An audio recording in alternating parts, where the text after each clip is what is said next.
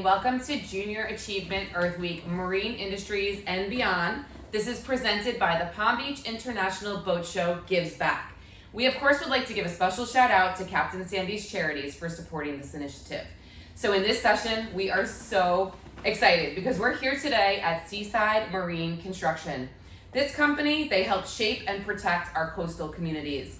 From building seawalls and docks to preserving our shorelines, today you're going to learn about how careers in the marine construction play a vital role both in our environment and also the economy. So let's dive in and explore how this industry betters our future just one project at a time.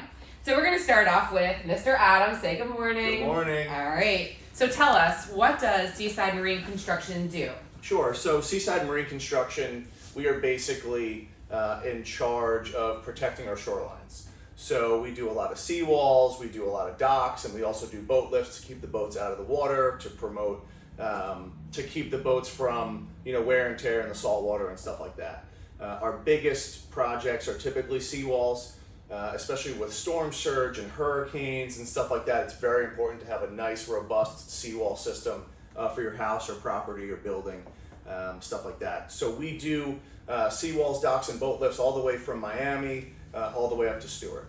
Do you find that when you, and I'm going to throw some questions in there for fun, Yeah, please. I have questions. Yes, of course. Do you find that when you build docks or seawalls that you have to go back and rebuild? How long do they last? So it depends on the materials that you're using, right? Like if we're using a concrete seawall, we're getting 30 to 50 years out of that. What we're seeing out there in the field right now is a lot of these seawalls and docks were built back in the 70s, back in the 80s, and especially these seawalls, they need to be replaced now because they're starting to crumble, and there's code ordinances where you have to essentially bring that seawall up with the water levels rising, climate change, stuff like that. The docks that we build, if we're using a composite material, typically get about 30 to 40 years out of that as well. So what I tell people when I go out there and they say, well, how long is my seawall gonna last? How long is my dock gonna last? I basically say it's nothing they're gonna have to worry about in our lifetime. And then who are your customers? So our customers vary from homeowners, condo associations, commercial buildings, but it's mostly homeowners that want to protect their property, and builders when they're building a new house, they want to make sure that that seawall is up nice and high for the new house. If you have an investment, you want to make sure that you protect it. Very much so. Right along the coastal lines, Very much especially, so. right? Yes, absolutely. So how did you get started in the marine construction industry? Sure. So I come from a professional scuba diving background and also a project management estimating background on commercial buildings. So I basically found this opportunity by merging those two things together, my love for the ocean and my knowledge of construction. We started, before we started rolling camera here, we talked about our kids and what they want to be. What did you want to be when you were a kid? So when I was a kid, I'm trying to think, I probably wanted to be like an astronaut or a fireman or something like that. My son, who's 3 years old right now, he wants to be some sort of excavator, heavy equipment operator. Every day that I get home from work, the first question he asks me every single day is, Daddy, did you go on the pile driver today? So he says every day. He wants to drive big trucks. Yes. Very good. So what type of schooling did you go through Sure. to lead you here? Sure. So I went to high school and I went to college. I graduated college in 2010. And then I was up in the Northeast Connecticut, New York area, came down here to South Florida about 15 years ago. Okay, very good.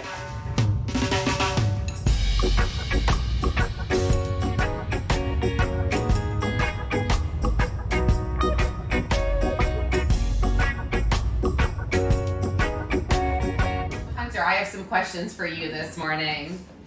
Working here at Seaside Marine Construction, what type of skills do you think it would be important for someone working in the marine industry? Yeah, right. So it's very important. I kind of head up project managing and operations, and it's extremely important to be detail oriented and organized, right?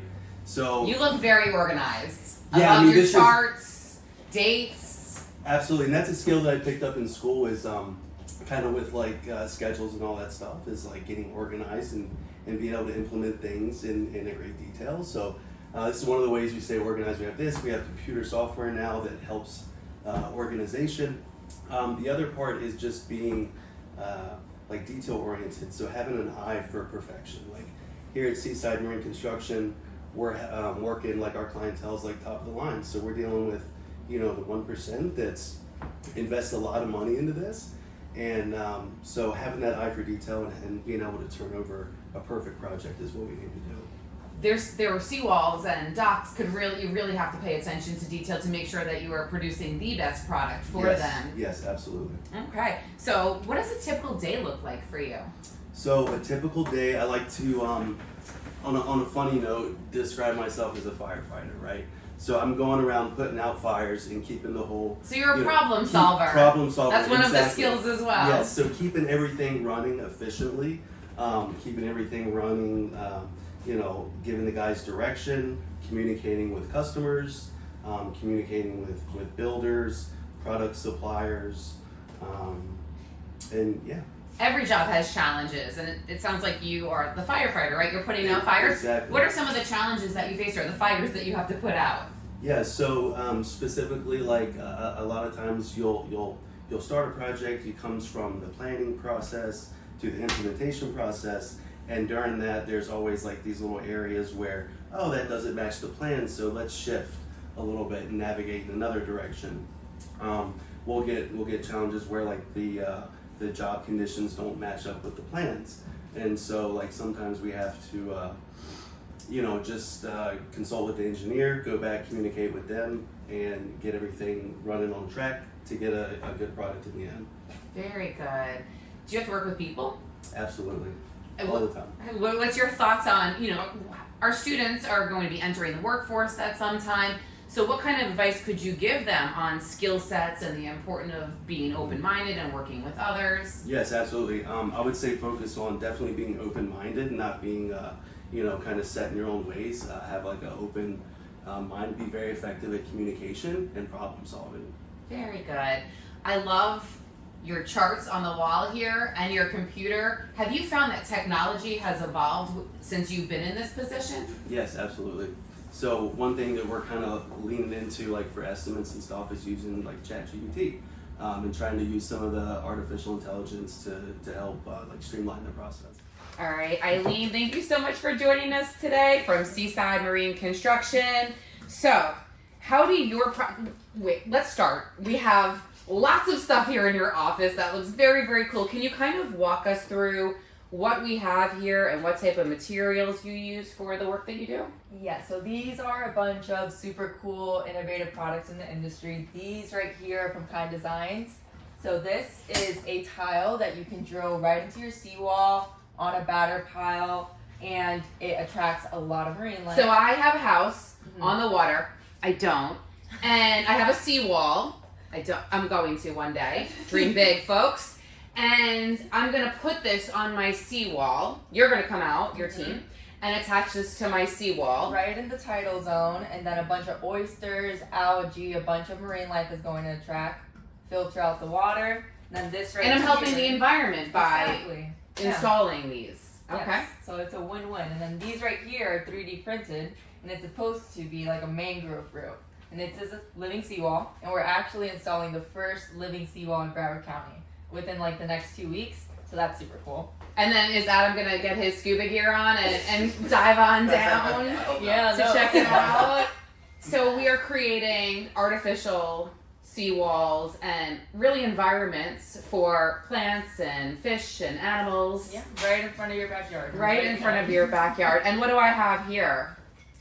These are mini versions. So they actually printed these for the Moss Museum down in Miami, and they're just mini versions of different designs. So these barnacles are also tiles. They would be the big size. You could drill them right into your seawall as well. And are these 3D printed as well? They 3D print plastic. Okay. And then they put the leftovers To make like a mold? Exactly. To make like the mold. And then the leftovers from their 3D printed seawalls get placed in those molds to make So more recycling. Exactly. Yeah. Reusing, reducing. Yes, How ma'am. exciting. And then these are super cool too. So Those are spikes. these are spikes, and they attract oysters. It's actually made out of 70% sand, 30% concrete, and they're pointy because sheephead love to eat oysters. And if they're pointy, the oysters So can the hide. oysters attach to the spikies, Mhm. and then the sheephead fish come along and eat They it. can't get them. They if can't they're get- pointy, so it and protects they them. They have a higher survival rate, And one oyster, full-grown oyster, actually filters 50 gallons of water a day. So oysters are really, really important. So we're not necessarily growing oysters to eat oysters, but to really help the environment. Exactly. Very cool. And then I know we have some books under here too. Can you tell us a little bit about these materials that you use within your... So this is decking, and these are used in our docks. And this is better than wood because it's a lot more durable. It can withstand heat a lot more. These are just different color options. So usually you want to go with lighter colors. Especially in South Florida where the sun is hot. So this barefoot sand is one of my favorites, or barefoot gray. These two are really popular. So at my Seaside home, where I'm creating my seawall, I'm going to then call you to also do the dock. To do the dock. Yes, so it's going to be nice, composite decking. It's going to last you a long time. What does the design process look like? So usually engineer designs everything. So we'll work hand in hand with them and work with the client so that we can tailor something that if I want something like a lookout or... Exactly, or like a step down staircase, and then we'll get that vision together, send it over to the engineer, make sure that it's permittable. Every project needs permits. So we go through that whole process, and we decide. Speaking of permitting, can you speak a little bit about what does your company work with other industries or government agencies? So we do work a lot with the city, and we work with builders, we work a lot with homeowners, so we're very involved within the community. But yeah, so any project, it requires permit, and we handle everything here at Seaside. And this might lead nicely into the next question, but what are some of your challenges that you face when building near or in the water? So anytime that you're building in the water, you need to get approval from the FDEP, which is the state, and then from the Army Corps of Engineers, which is your federal agency, and they are worried about protecting the environment and protecting the water. So you can't impact mangroves. They are very protective over seagrasses. So if you are building in an area where they believe there's seagrasses, you have to get special surveys, and it's a lot more involved than a lot of people might think. Lots of steps along the way and approvals, right? Exactly, to get the permits.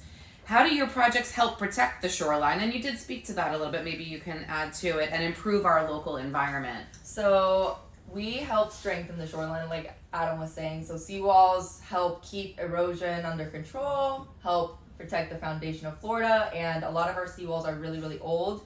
So we are helping raise a lot of seawalls to new elevations. There's a lot of rising tides in the area, and by implementing innovative solutions like kind designs, reef arches, we're able to give back to the environment at the same time. So that's kind of how we're helping strengthen the shorelines while also giving back. And you're making a difference in our world and our environment. What did you want to be when you were younger? I actually wanted to be a marine biologist.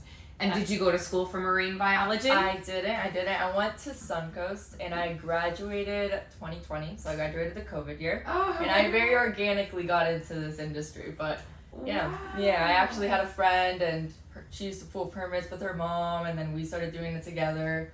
And then, How wonderful. Yeah. Very good. Yeah. Well, let's finish off. What's the best part of your job? The best part of my job, I love that I get to meet companies like this, super innovative companies in the industry, and feel like we're actually giving back to the environment. And I love working with everybody here. Everybody's a pleasure to work with. So super cool community that we have, and love that we are giving back to the environment at the same time. Awesome. Thank you so much for sharing your story with us. Yeah.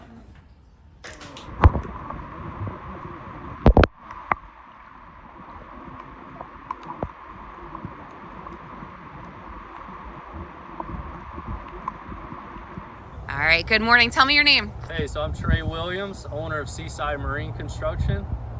And tell us a little bit about who you are and what you do.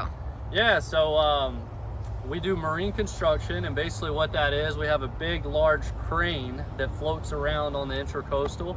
We go house to house and we repair their seawalls, which the seawall is what keeps the house from falling into the water. So we're pretty important people around here, you know? How'd you get into this line of work? So we got into it by accident. We kind of decided to do some deck boards, which you can see back here in the back, and we realized that people needed seawalls. So me and my business partner, we had enough luck and just made it happen, and we started buying the right equipment and figured out how to do it, and YouTube was our best friend for a while. Awesome. What did you want to be when you were younger? What I wanted to be a rock star. play electric guitar in a band. How'd you get here? Well, still trying to figure that out.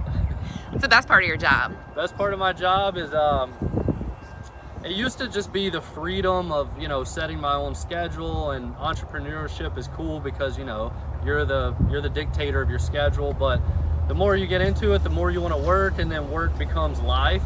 And when you're doing something you love, I don't work a day in my life, you know, I just do what I love.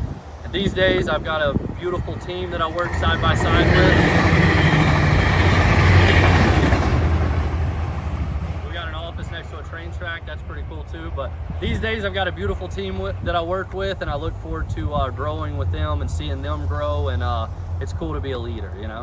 What do you do for fun? For fun, I race jet skis. I'm a professional endurance offshore racer, so that it's kind of turned into a little bit of a job, but I love it. Awesome. Thank you so much for speaking with us today. Anytime. So we would like to give a huge thank you to Seaside Marine Construction and their wonderful team. They're a lot of fun for kicking off Junior Achievement Earth Week Marine Industries and Beyond with us. Your insights into marine construction and coastal protection were eye-opening and inspiring for our future leaders. We appreciate your time, expertise, and commitment to education.